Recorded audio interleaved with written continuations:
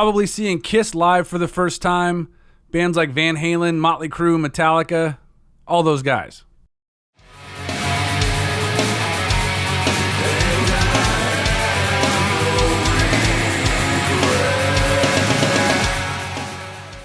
Not really. When I was about 13 years old, I had a friend who was taking guitar lessons, and I would be at his house hanging out when his guitar teacher would show up for the lesson.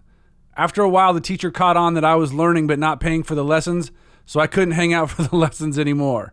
Other than that, I'm self-taught. What I want. No respect, no regrets, no apologize. Disrespect, all your shit, no apologize. The first stage I ever played on was the Stone in San Francisco. I think this was around the beginning of pay to play, when bands had to pay to play shows. The band I was in was called Sister Cyanide.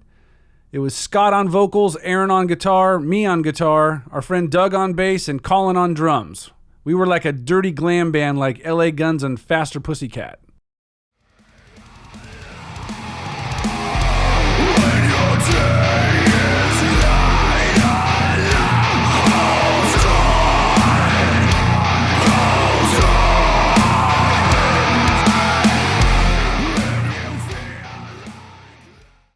Keep playing. The audience probably didn't hear you screw up, and if they did, laugh it off and keep playing. Then practice that part of the song a few extra times before you have your next show. You gotta fight for your right to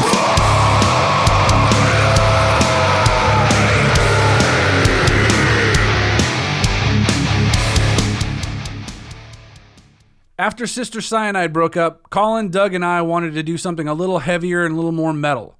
We were listening to a lot of Pantera, White Zombie, and Alice in Chains. Doug had a buddy named Dan that we scooped up to play guitar with us, and then we needed a singer. Our original singer, Brian, lived in LA at the time, but was moving back to Sacramento and could sing. VIB was born, but we still didn't have a name. We're all alone now. Your blood is on my hands.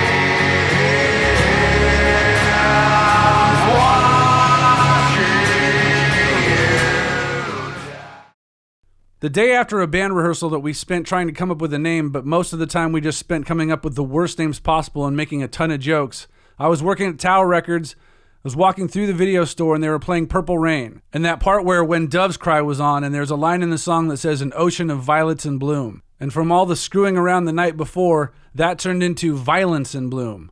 I was hoping Prince would still be here so I could tell him that story one day.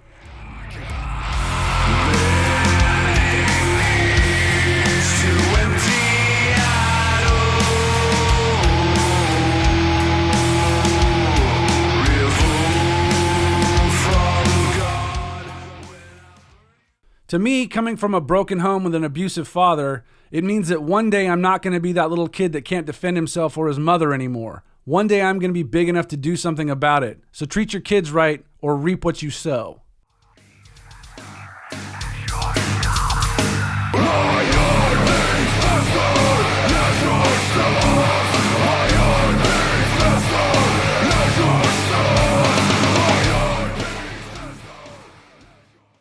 My first influences are the two rhythm guitar gods, James Hetfield and Scott Ian.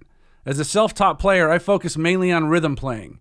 I can play solos okay, but I'm way more of a rhythm player. I like creating a groove. When I heard Pantera for the first time, I was blown away. Dimebag for me was what Jimi Hendrix and Jimmy Page were for the generation that came before mine.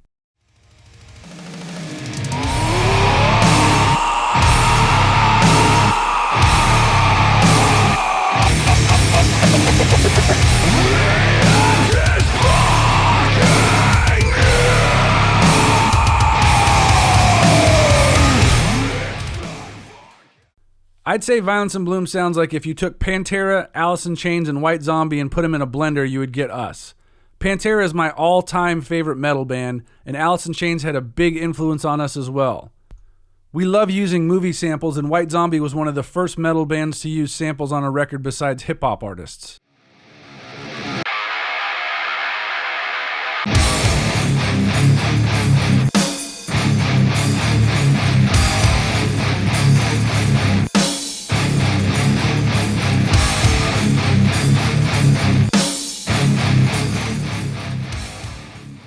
Prince would be my first answer. If for some crazy reason he decided to write a metal song or album, I would pay him to play on it.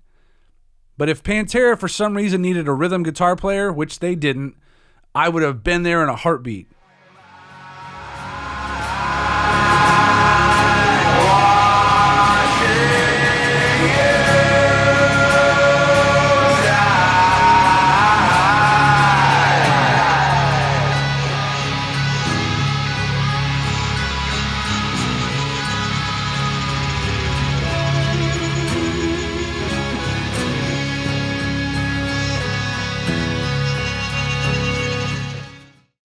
Hello there, listen to me. Do you want to know about all the new things?